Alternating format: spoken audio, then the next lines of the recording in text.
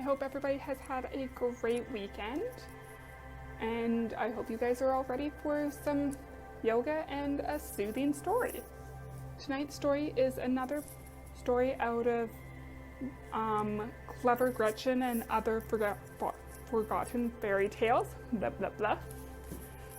But as per usual, we're going to start off with two yoga poses, or two sets of yoga poses. Our first set of the night is Butterfly and Cosmic Egg. So both of these you do while sitting down. So I'm going to start with Cosmic Egg and then we're going to go into the Butterfly. So with Cosmic Egg, you start seated and then bring your knees together, hugging them to your chest, wrapping your arms around your legs to hold. Lift your feet off of the ground as you lean back slightly to find balance. Keep your back straight and roll your shoulders back and draw the shoulder blades down while keeping your gaze forward.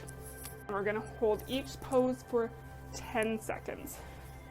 So we're going to start with Butterfly with Cosmic Egg. So we're bringing this up, dropping our shoulders and leaning back. 1, 2, 3, 4, 5, 6, 7, 8, 9, 10.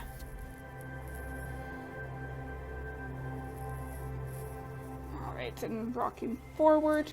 And then because we're in the same spot, I'll go right into Butterfly pose, which is while sitting down, put the flats of your feet together, then put your hands on your feet. Your legs and your arms make the butterfly wings. Gently move them while breathing deep. Putting our feet down, and then one set of butterfly wings and the other. And 1, 2, 3, 4, 5, 6, 7, 8, 9, 10. All right. And our second set of yoga poses tonight is Child Pose and Happy Baby Pose. So this one, because we have to do different poses and get into different positions, I'll describe them separately. So with Happy Baby Pose, you start on your back with your knees bent and grab a hold of your feet. Slowly pull your legs in, getting a great stretch. From there, you can rock or sway a little bit and act a little bit silly. So we're gonna lie on our back, bring our legs up and pull them towards us, and 1, 2, 3, 4, 5, 6, 7, 8, 9, 10. Okay. And then with Child Pose, you want to get down onto all fours and then rest your bum on your heels and your chest on the floor with your arms stretched out in front while breathing deep. So we'll go like this. And 1, 2, 3, 4, 5, 6, 7, 8, 9, 10.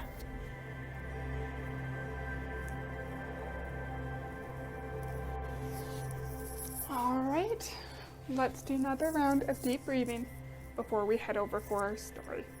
Remember to sit up nice and tall. Breathe in through your nose, out through your mouth. Ready?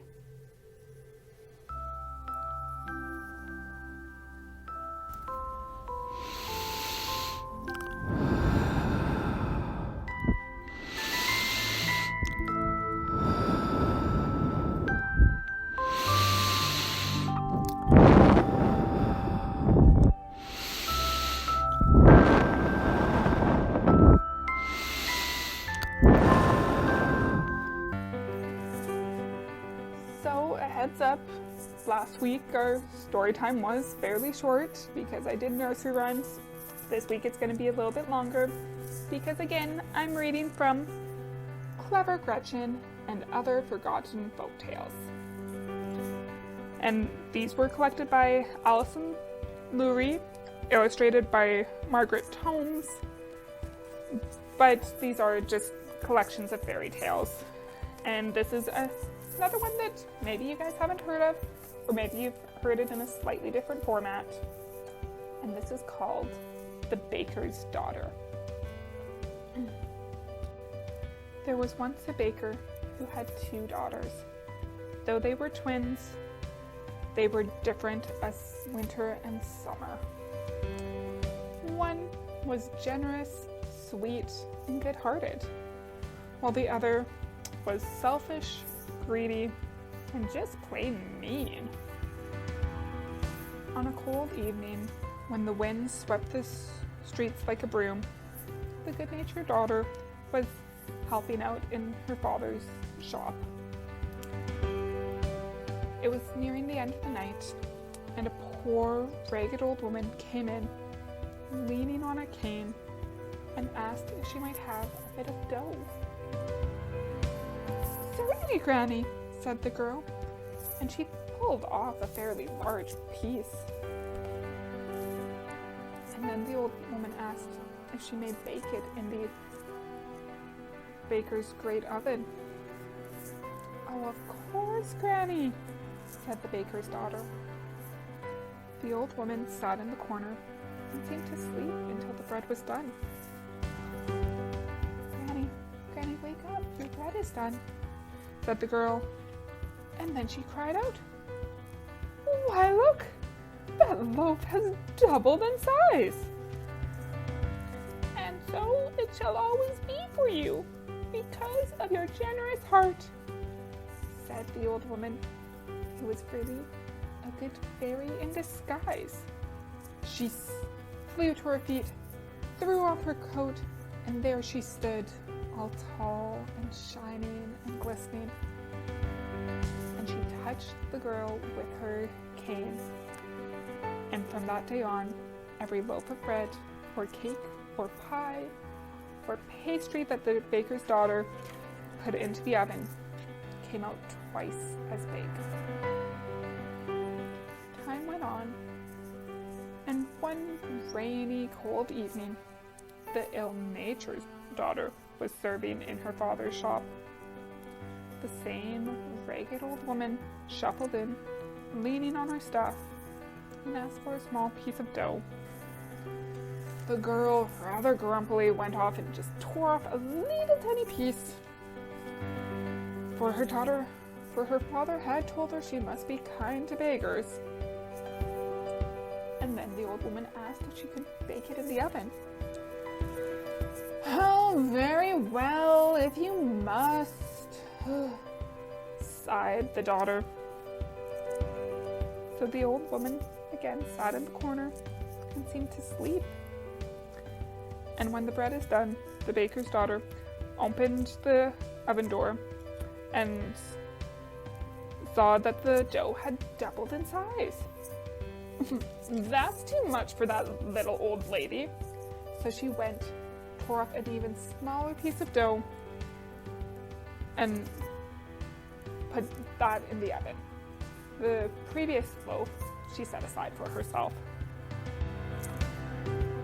Eventually the bread was done, and the baker's daughter opened the oven door and saw that the dough had swelled so much that this loaf was twice the size of the first one. "Well, that's still far too large for the likes of her, and Daddy will be so pleased if I have extra bread to sell in the morning." So she set that one aside with the other and pulled off another piece of dough the size of her thumb.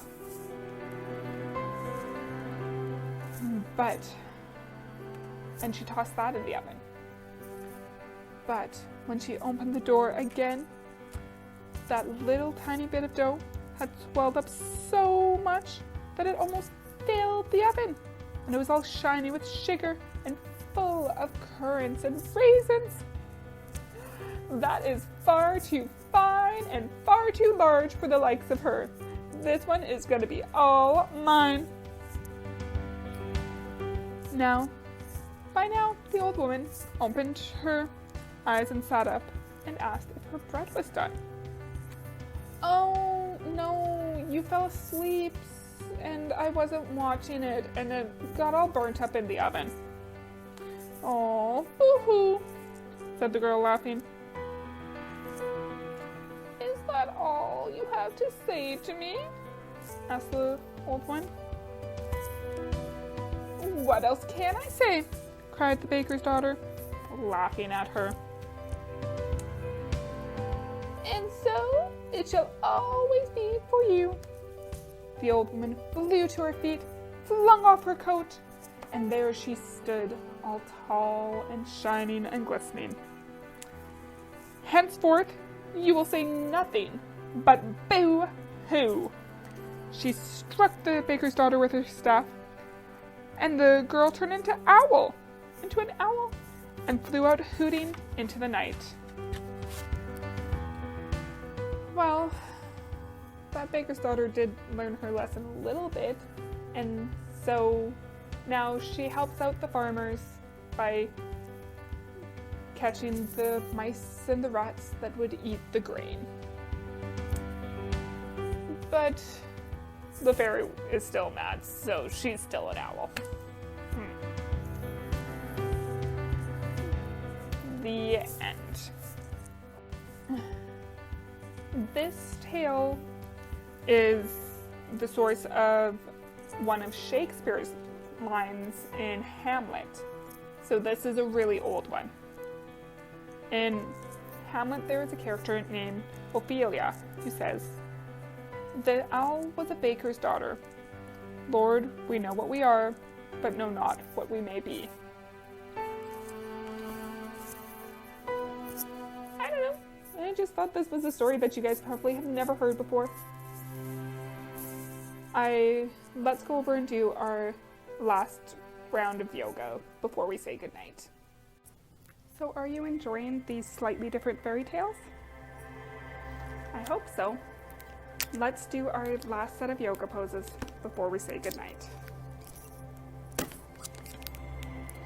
Tree pose. Stand tall and reach your arms above your head like branches on a tree. Place one foot firmly on the ground and then bring your other foot on the inside of your knee. Breathe deeply. So this one, because we have to do it on each leg, that is how we are balanced. So we're going to start by planting our right leg firmly on the ground. Bring our left leg up, arms up, and 1, 2, 3, 4, 5, 6, 7, 8, 9, 10. Alright. And now left leg planted firmly on the ground, right leg up, arms up, and 1, 2, 3, 4, 5, 6, 7, 8, 9, 10. alright. And namaste. I hope everyone has a great rest of your night, and we'll see you next time. Let's do one more round of deep breathing just to send us off to sleep. Ready?